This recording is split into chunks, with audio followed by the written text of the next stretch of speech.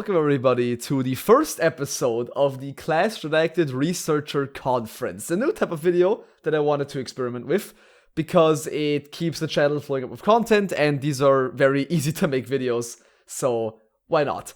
What are the Researcher Conferences? Well, me and the gang, who are also all here, say hello everybody.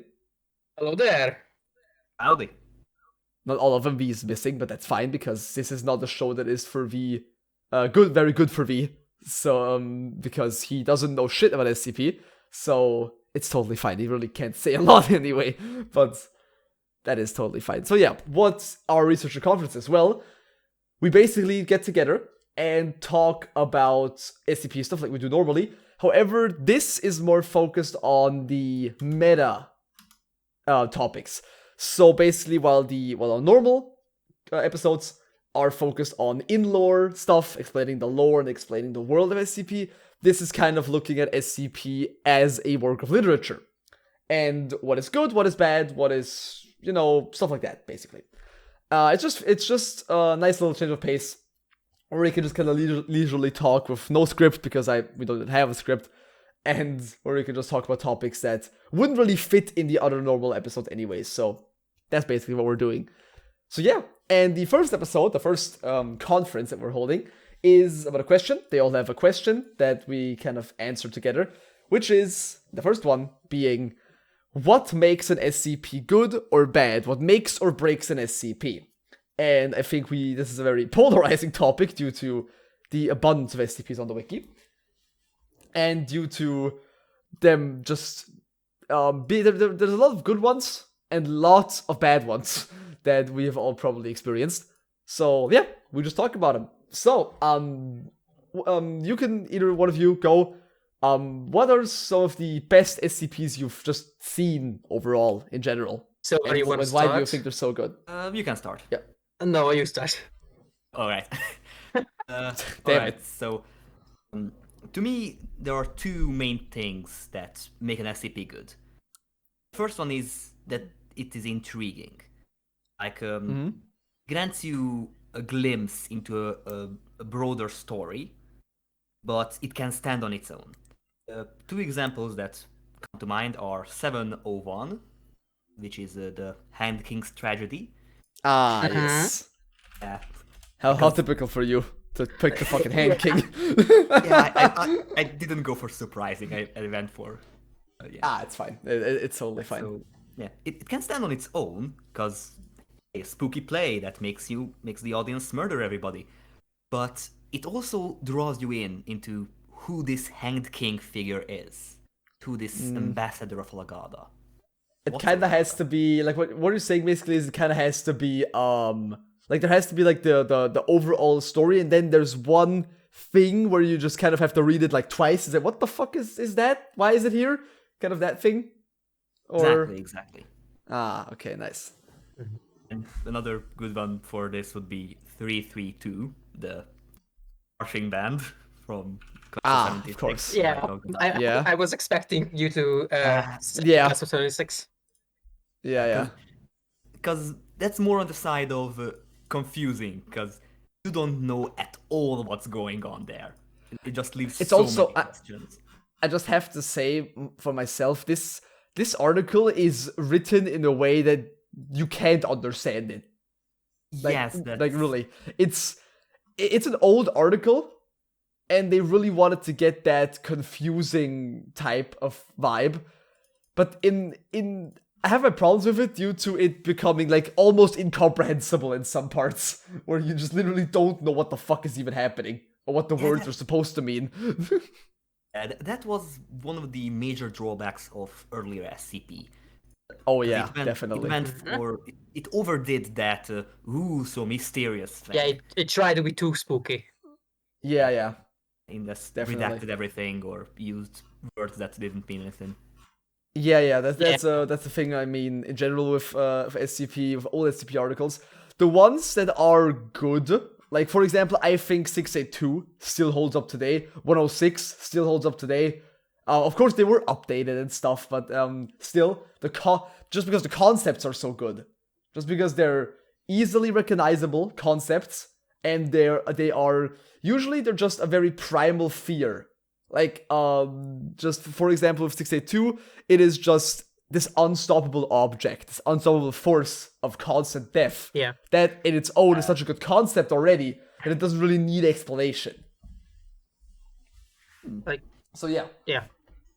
Yeah. Also with SCP that's called with many voices. That's also 939 Yeah. also very just a Oh, very yeah. overall.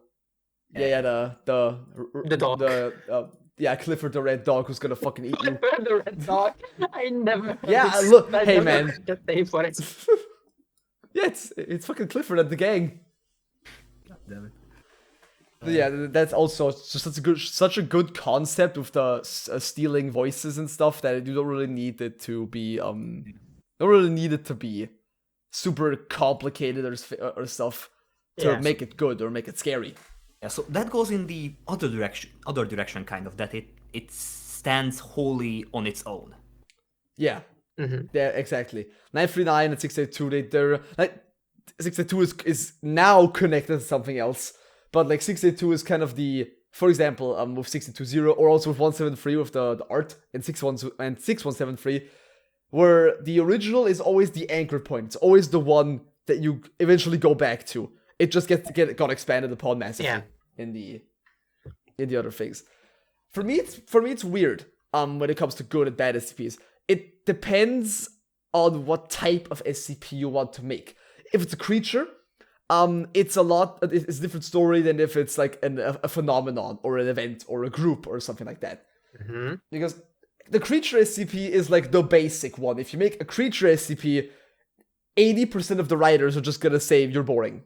That's just what SCP has become nowadays. It's creatures are never wanted, basically. Yeah, because right now, half of the SCP creatures are like, or not even half, like 60% is, oh, he's gonna destroy the world if you don't X, Y, and Z.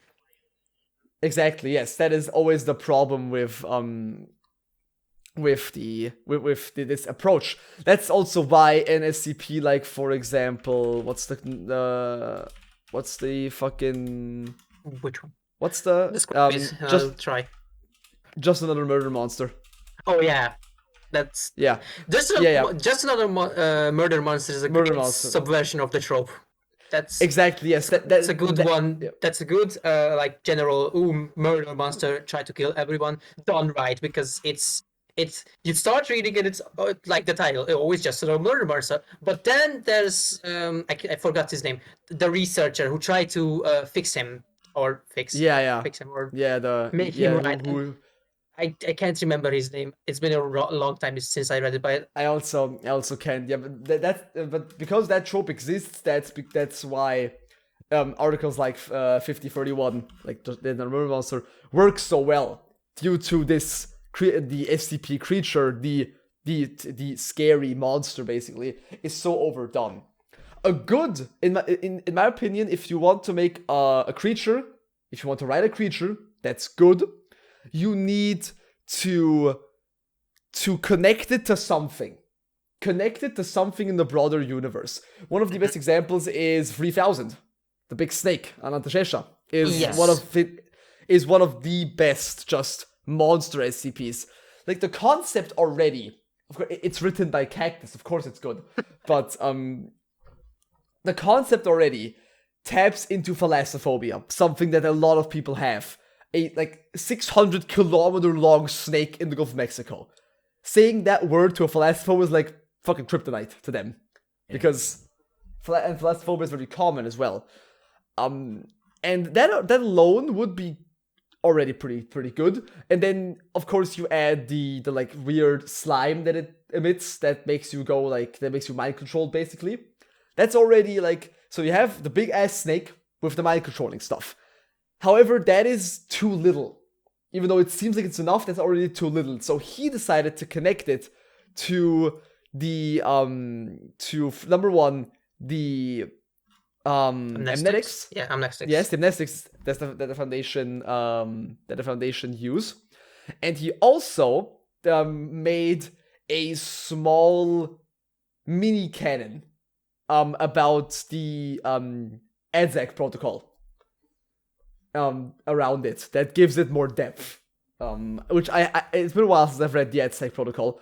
It's not super big, but it's basically like a story about 3000 and with all the researchers and stuff and the morals of it all and that kind of stuff. So it kind of connects to the deeper parts of the more quote unquote humane parts of the Foundation that just want to keep the world safe, basically. So that's a good way how to do it. Or you just have a design that's so fucking awesome that it doesn't need it. That doesn't need connections. One of the best examples for me personally is, I need to find the number, there it is, 3456, the Arcadian Horsemen. Oh yes, the ones that These, are, yeah. They're basically like centaurs, but they're like skinned centaurs, and they're fucking huge. Jesus. Yeah. They're awesome. I'm gonna have to find the pictures of them now. They're super cool. One thing I really like about them Yep. is that they are repulsed by water, so you have a chance Yes. to observe them. Exactly. Yes. It's not like you look at them, you die instantly. It's you have a chance. Yeah. Basically, Yeah. these are. I'm posting the picture in right now. It's big, so it takes a while. I have multiple pictures of the Arcadian Horsemen. Here are some examples, Ben, just that you know what we're talking about. These are these guys. They're like skinned Jesus. centaurs. They're super cool. They're really cool. Like the horse is skinned and has like teeth and glowing eyes. They themselves are like skinned. It's super creepy. And just the design in general is just, it's already horrifying. It's unnerving. It's already a horrifying concept. And which is actually these are actually like a real mythology or a real mythological creature. It's from Scottish mythology, and it's just it's basically that design, or like that the design from the texts of the old Scottish mythology reimagined in the SCP universe. It's just really, really cool. took the mythology and just put an SCP twist on it. Exactly, yes, and also if you have some of the, what makes this article in general for me is always when you have these types of big creatures, adding incident logs or some kind of logs from the MTF guys that go to them is always good. There is an incident log for the Arcadian Horsemen as well, and it's about an MTF squad being like in like a destroyed city. Oh yeah, after Fukushima happened, they appeared in Japan. That is the concept of this incident, because they are drawn to by like Death. basically they appear they appear in places where there's lots of death and tragedy happening. They're kind of like that's why they're the Arcadian Horsemen, or the Horsemen of the Apocalypse, that appear when large losses of life are detected, basically. Like Grim Reapers, but more horrifying. Basically, yes. It's basically what they are. And there's sorry. Yes? There was No, also like some logs from a soldier from World War II, maybe? From something like that in their article. Yes. It's a found Diary. like it's a piece of his diary that got recovered. Where it was, I think, during while they were in Paris during World War I, right at the end of World War I in 1916, where after the battles, the Battle of Verdun, I think, after that battle happened, the horsemen showed up, and one of the soldiers encountered them and wrote the very, very terrifying sets of notes about, the bringers of death are coming. That's also another great thing in SCPs, when we get a civilian perspective on them. I think this is always something that people forget. Getting these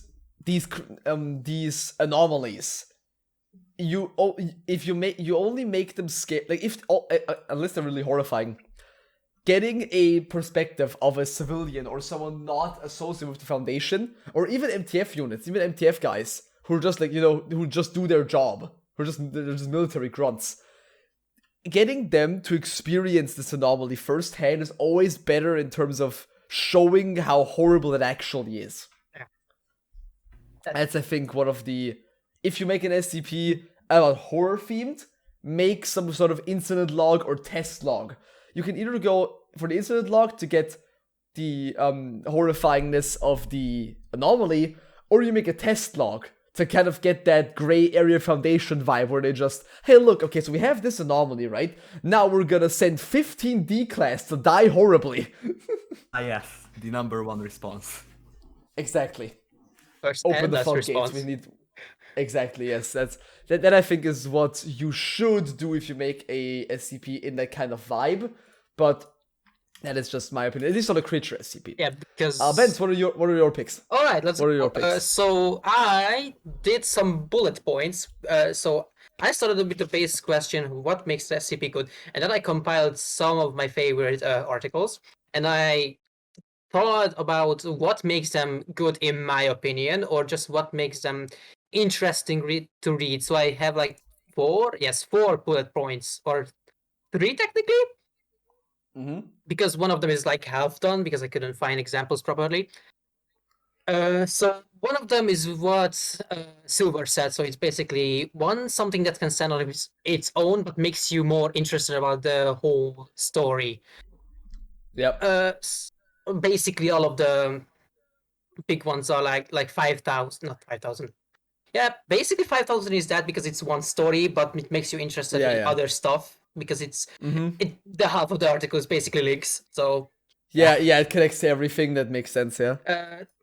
Same thing with 6,000. The what's it called? 6,000. Serpent Moose and Wonders Library. Yeah. Yep. Because that brings you to the Wanderers Library, which is also an interesting thing on its own. It's a whole other website, so yes. it's kind of a commitment. If you say, hey, I'm going to learn about the Wanderers Library, let's look at 500 pages. Also, it's not a very well explored topic. Most people don't know much about the library. Yeah. I'm still surprised that our video is like the most viewed video on the Wanderers Library on YouTube. Yeah. Not the only video on it. Yeah, we are the only video on YouTube that talks about the Wanderers Library and not connecting to any SCP article in general. It's wild. Shit's wild. Weird. So that was like one bullet point. So the next one I wrote is maybe a bit personal for me, but that's what the whole point is. I love it when the article messes with the website and you have choose your own ending, because it gives you agency on how you want the story to proceed. Some of these I wrote down. I have two examples, but I couldn't find the third one. The third one is it's a later one where the animal is basically us, the writers, and the universe. The storytelling universe is above us. That's above us, like the SCP universe. Try to contact us through some kind of machine, because the whole world is going to shit and we're like the last resort to try and rewrite reality. And the whole thing is they are trying to either us fix the problem, like in the universe, or B, entirely cut us off so they can fix it and we don't have agency anymore. I couldn't find the number because I searched for like 3 hours. I can't remember it. I have like a vague memory of it because I really like it, but I can't for the life of me remember it. The other one, the other tunes I wrote are the Simple Toy Maker, the one of the 001 proposals that also messes with the website, because basically who's the toy maker? I forgot. It's Wondertainment. Yes. After Wondertainment. They basically mess with the website, like let's go bigger and bigger and bigger, and at the end is like, who am I? I don't know. Foundation. Let's find out. Yeah. Also, one of these is SCP 6998, the Quiet Days. where it's basically just let's fucking stop, and maybe an animal will go away. That ends with the link that it just goes to a website that's the SCP website is grayed out, like gray and white, black, and it just says, "Did you really have to ruin the fun?" Yeah.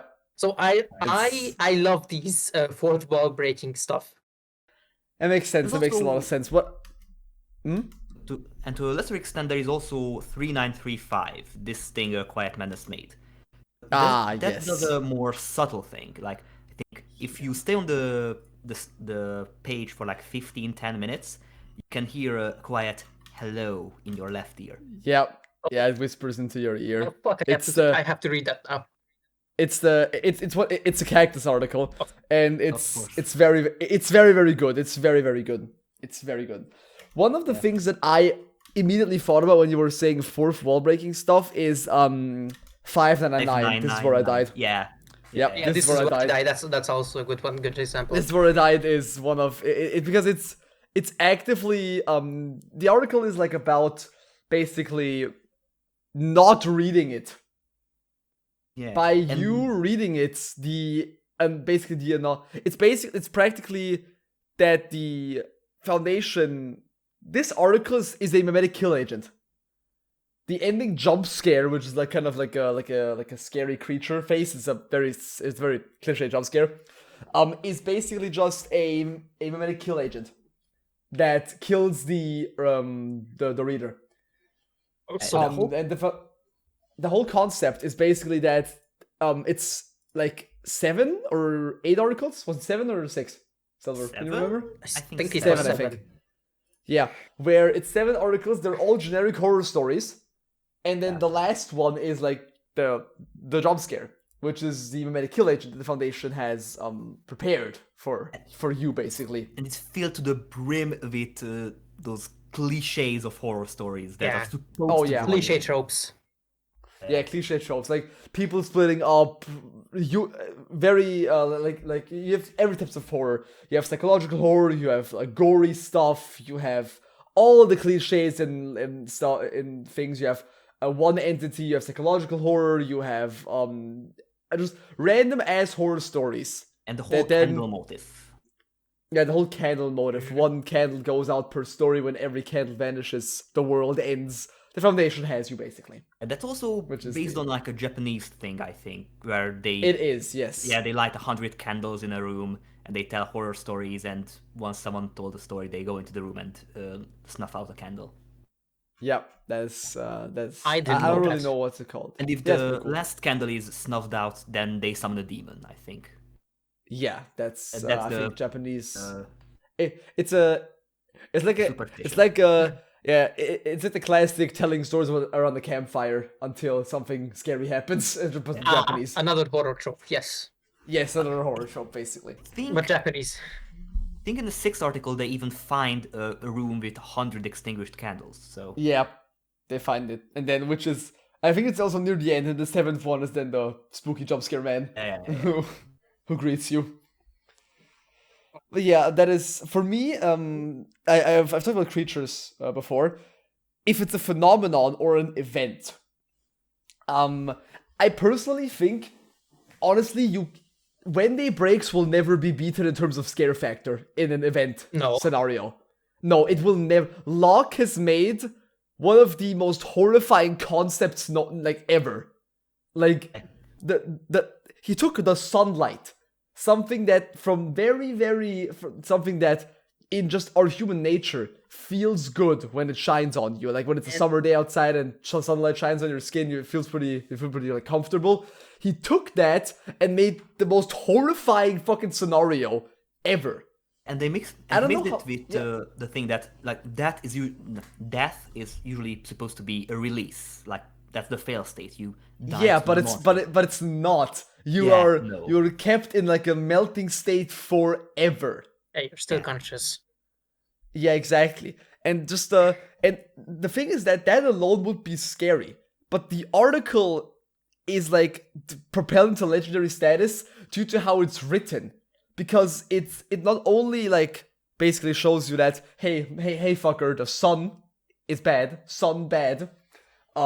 Is basically the thing. It also tells you about how many people, like it redacts the amount of people who died, but you still left in billion. So it's just the concept of like at least 1 billion people fucking died due to this. Minimum 1/7 of the planet is dead. Yeah, at least 1/7 of the whole world is dead. Or basically. And then, however, then you get over the shock of the big number, and then you say, okay, if I can block off natural lighting, if I can like basically get into like a bunker deep below, I'm fine. Then he hits you with the psychological effects of the story. They speak to you. Yeah, and if that wasn't enough, then you see in the article then transitions to this one like female researcher who's like losing her mind down there. And that I think is what makes the article so good, is even if you try to fight the event, and even if you go into a bunker hundreds of meters down, if you block out all sources, if you can even get used to the constant screaming and yelling of them, you will break mentally. One day you will just break. And on top of all this, it also gave us the best April 1st article. Yes, by far. It's when they breaks, it's not my favorite 001 article. It's not my favorite that either goes to the Scarlet King or to what's it called again?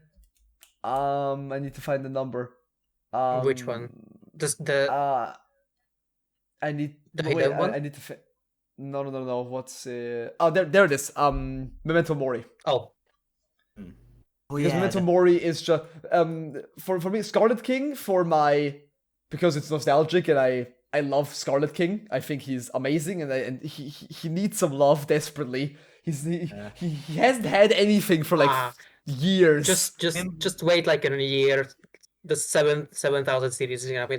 Oh yeah, I hope that we get a 7777 Scarlet King SCP. Please. 100%. The setup is in front of you. Like the setup is there. The setup is you made just have to for make you. it. Yeah, exactly. And just and the Memento Mori, I like it so much because it connects to like so many other things. And also does a great job of humanizing the O5. Exactly, yes. Because the O5 at the end of the day, even though they are horrible people, probably they're still humans. Yeah, they're still humans. Yeah, and that's why I think these two are pretty decent. I also like the Black Moon. Black Moon's pretty cool with God and Death literally having a bar fight. Pretty awesome. Pretty cool. But Black Moon is gonna be Jesus Christ, the Black Moon. But yeah, I think in terms of scare, in terms of a horrifying concept, When Day Breaks is unbeatable. Really unbeatable. Certain other events, like for example the Broken Church part in Ouroboros with McCain's deletion of Mexico, that was also pretty horrifying because big ass machine god destroys Mexico. And then you have like this big fucking space laser that destroys him. But that's more on the like cool side than the scary side. Yeah. A lot of things. Go on. A lot of things with the Church of the Broken God tend a bit more towards the cool factor than the scary factor. Yeah, but honestly, I don't mind that a lot because the whole Davite, Sarkite, Mechanite thing, that's cool, and I like it. It's SCP doesn't need to be scary everywhere, which is a topic for another day of why, because SCP has kind of moved away from horror a little bit in the previous years. I think that we should go back to horror because now, after like the 4000 series, we kind of stopped with the horror ones. Like 5000, even though it's amazing, isn't really super scary. It's cool because it connects so many things, but it's not scary. Same with the other, like... More of a tale than SCP. Yeah.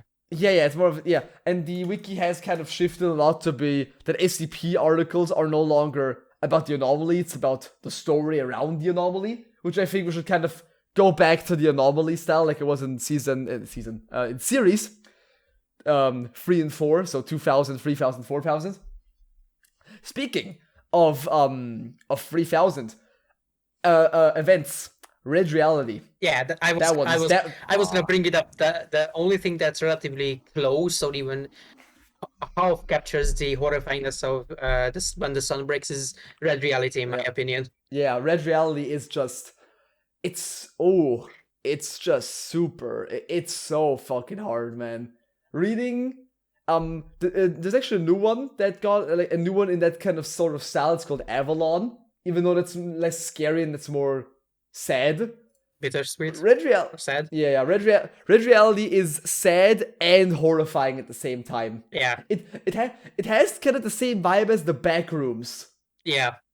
Just kind of unescapable thing where you're eventually gonna die, but it's gonna be slow, and you're gonna be in horrifyingly huge pain. Yeah, exactly. Yeah. Also another one that's that's at least events that I think this is kind of, for me, it kind of missed the mark. 6000 is an event. It's the Wonders Library breaking into the normal reality. Yeah. I think, even though it's great, I love 6000, there could have been a little bit more. I was kind of missing, because the whole part, it kind of devolved into a character story. It was less and less about the library and more about the Director Moose and the Serpent dynamic. Yeah. I mean, granted, the article is called The Serpent, the Moose at the Wonders Library, so it kind of makes sense, but I would have wanted more library stuff. My favorite scene was when the MTF guys showed up at the librarian, like big centipede guys. Like, you were seeing the entities that reside in the library. That was my favorite part, personally, because it shows that this dimension is not particularly hostile, but it's just interesting overall, and I really enjoyed that part. So I think it could have gone a little bit better overall.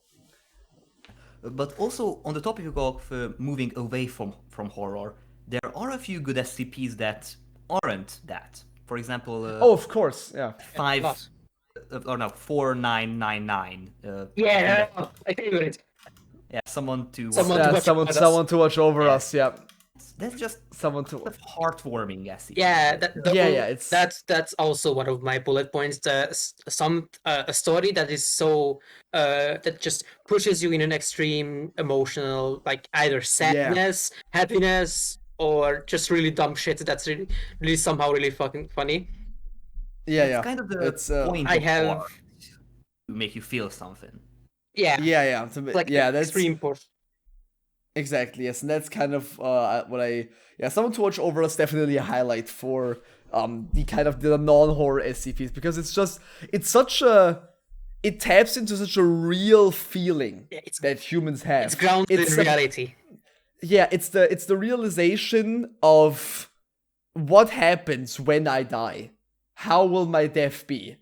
And 499 makes it that it's at least a little more bearable.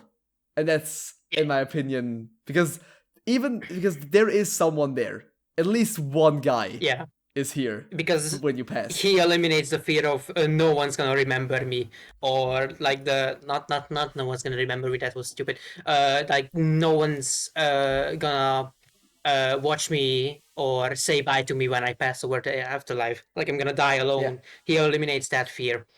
Yeah, especially because it says in the article that he is more likely to appear with people who are alone, like the divorced people, or people with non-religious people, or people who have experienced like insane situations, like military veterans or things like that, or or ones with their entire family being dead. Yeah, and that kind of adds more of the thing that this guy is just a good person and he just wants to help people get over that when they finally do, and the life finally does end, they at least have one person who kind of shows them a little bit of respect and love before you pass. Yeah, that's always a great SCP, and I also love how the Foundation itself is and also kind of I like how this really wholesome thing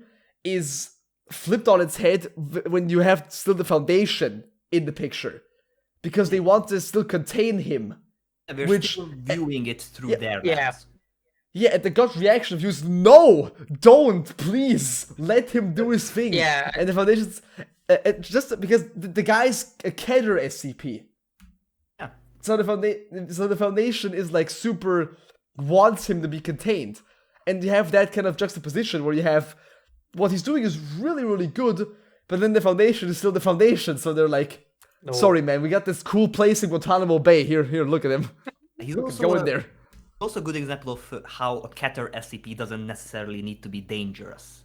Exactly, because Keter, that's something that people don't understand really, is that the Containment class is not how deadly it is, it's how likely it is to break out. That's why That is the whole thing.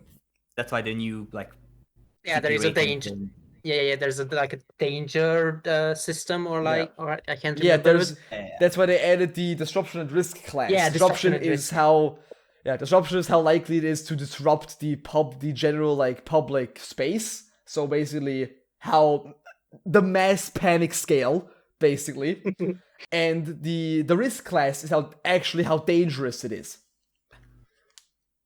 And that's it's a pretty good system, but when you look at it for the first time, you're like, what the fuck is this? I have a quick theoretical question for the both of you. Yes. Is 4999 a psychopath? Psychopath? Sycophant. Sycophant, yes. I wouldn't say so, because I also Sycophant wouldn't say so. appears after death. Like, they carry Yes. the soul to the afterlife. Ah, okay. That makes sense. I just had this random he's- thought that I needed to ask it. That was a good question. Yeah. Yeah, it's pretty good one, pretty deep one as well. Yeah. On the other side, SCPs that don't hit very well. I have my opinions on certain SCPs that are. Yeah, for example, before we go into the bad ones, there's one SCP that I just don't really see the appeal of. It's 3999. I am the center of everything that happens to me. Oh yeah. Mhm. It's basically Teleran Simping Simulator 2012. And I know why people love it so much. It's because they love Teleran a lot. Because what Teleran is going through is pretty horrible. Like, we're still gonna say it's pretty fucking horrible. But still, it's just, I don't know, it never did it for me. I think Because- it could be made better if you switch around the two article parts. So if we first see that the dead Teleran and the containment procedure he wrote, and then we see like an archived quote-unquote version of it, that's the entity messing with Teleran. That's probably it. That's probably because you start Teleran by building Teleran up as a character, and then you subject him to this insane psychological just torture basically that he's going through. Yeah, And- you don't mash it up like at the same time because then it gets jumbled. It gets jumbled. But also I don't kind of like that Teleran is the oh my god protect him at all costs character. Give it to the fucking guy in Red Reality, man. He needs it more. Yeah. Who's stuck for give it to him. don't give Teleran this. Yes, he got out of it in the end by dying. He was saved basically. The guy in Red Reality is still here. He's still there. Yeah, he's I think he escapes too, but he's like a giant blob. Yeah. He's a giant blob of nothing. That SCP never really did it for me. In terms of what now we get to what SCPs do you not like or don't really think was super well executed? This Ooh. might be a bit controversial, but I think 2662 Cthulhu Fuck Off is not a good mainline SCP, because it's funny. It's funny, yeah. It's pretty funny, but it's not. It's not a it would fit much well in J series. Yeah, I get it. Just There it. has been this. I said there it has might be a been. controversial opinion. There is a lot of the. Oh, no, a lot. There is a debate that not every funny SCP needs to be a JSCP. It's fine. I agree with it, but it needs to be a humorous SCP. 2662 is bordering on a shitpost. Yeah. So Yeah, it should. Yeah, I get it that it should receive a J classification. I get it. Yeah, there's a fine line between shitpost and actual like funny SCP. yeah, because exactly, there is the forensic ghost of Tupac that Tupac Shakur, yeah. The that's, forensic that's of Tupac. funny, but that is an SCP because it actually Yeah. threatens to Yeah. expose the foundation. Yes, exactly. Another thing as well that I personally think, all of Dado's SCPs. Dado is the guy who wrote the pills that make your brain explode, for example. Dado is a joke writer. Oh, Dado only makes joke SCPs. And however, the thing about Dado is he also made what is it? He made a new one. I think it's what's Dado's recent one? Yeah, Death by Doc.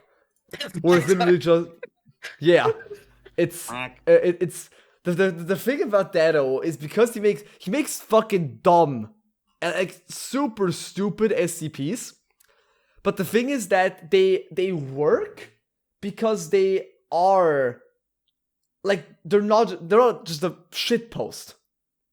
Yeah. Like There's actual thought behind like them.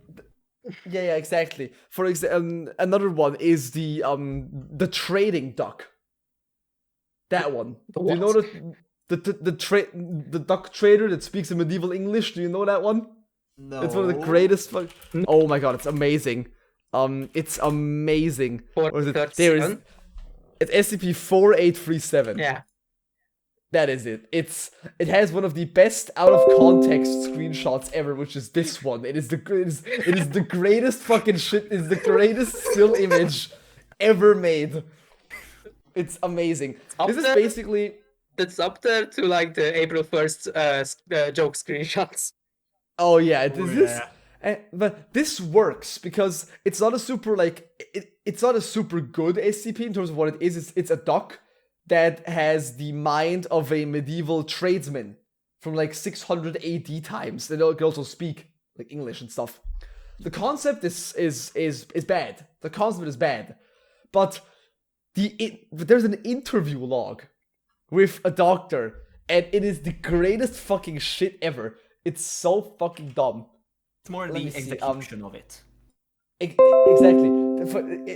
For example, this is an excerpt, which is easily the best. It's amazing. Well, Like if walks away. that it's older than me or older than I can comprehend, I would also walk away.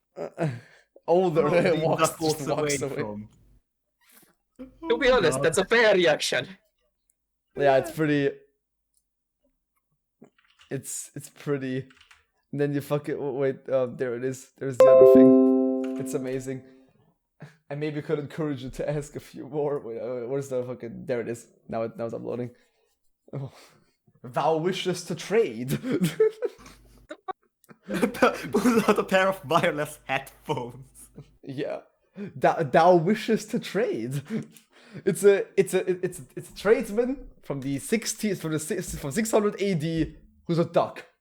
And I think that is a great meme SCP that still fits into the Foundation's category. Because like this is an anomaly. You need to check why this duck is behaving that way, because it also says that there are other guys who are similar to him. And so Foundation maybe has like a species of these guys and that they can research. So this I think works. This works. The black market. 2662 is a little bit too on the nose. That's a little bit too on the nose. The Too black, extreme. the black market duck trading center. Yeah. Yeah, that works pretty well. The duck trading has the same like vibe or energy like as Hog Slice to me. Yeah, Hog Slice also good. Hog Slice is also a good joke SCP because again it's an SCP because there's no fucking way some guy just busts through the door and, are you talking shit on the internet? Fucking fight right now. Yeah, yeah. But also the good thing is at the bottom of the article, the fight between Agent Woodcock and Hogslice. Yep. That's also a really good one. Yeah, it's really good. It's pretty good. To end all of this, we're gonna each talk about our favorite SCP of all time, or one of our favorite SCPs of all time. I'm a shill. For my personal pick, I love Red Sea Object too much. Red Sea Object is easily my favorite article. If you have, I count every single test. So not just 093, but all the tests as well as the recovered materials. Red Sea Object, I love it because it's the anomalous object trait, but then you add like the deep. That's what I love about the most about these SCP articles and about the lore in general and about the world. The deeper you go, the weirder it gets. And 093 is like the original.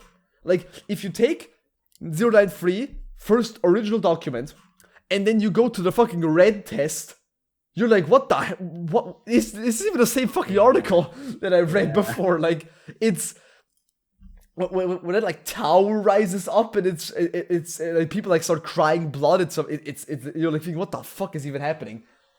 That's why I also love the Scarlet King so much, because it's the deeper you go, the weirder it gets, and it's just I love that. What are your picks for favorite Do you want to SCP of go all time? first, or should I? You can go first. You can choose. All right. Oh, so I should go first. So I have a two-way tie between two. If that's allowed, or should I just choose one? You can do two-way tie. It's fine. Alright, so the two-way tie is between the most powerful SCP, SCP-6101, or the bear with the patch of hard work, 2295. Oh yes, those are great. Because it's basically, both of them are wholesome as shit SCPs, and as far as I can remember, these are the two SCPs that I after I read them cried, because holy shit, these are fucking hard gripping. Yeah. I'm not ashamed to admit that I cried both at the end of both of them. Yeah, especially the 6101. Yeah, the most powerful SCP. SCP. It also links to the Make-A-Wish Foundation, which is pretty. Yeah, it's in the Broken Masquerade canon. Yeah, it's in the Broken Masquerade canon, and it literally just links to the Make-A-Wish Foundation. It's very sweet. So you like the sad ones, basically. Yes, I love sad ones.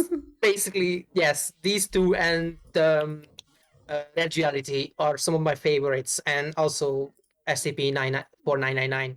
Basically, all the sad ones. All the sad ones, yeah. Silver, I can probably guess what yours is, but hit me. Yes. It's 4833 Syncope Symphony. Yeah, of course. Also,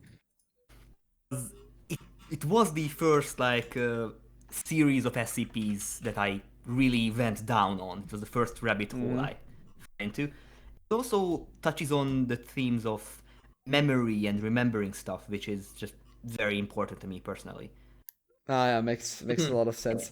And it's also just you chose the biggest fucking rabbit hole when you Jesus. I very much did. Also, the interesting thing about it is that it shows the Foundation kind of fucking up. The whole thing behind Syncope Symphony is that they are what was left behind after the Foundation rebuilt the world after some crazy anomaly destroyed it. Yeah.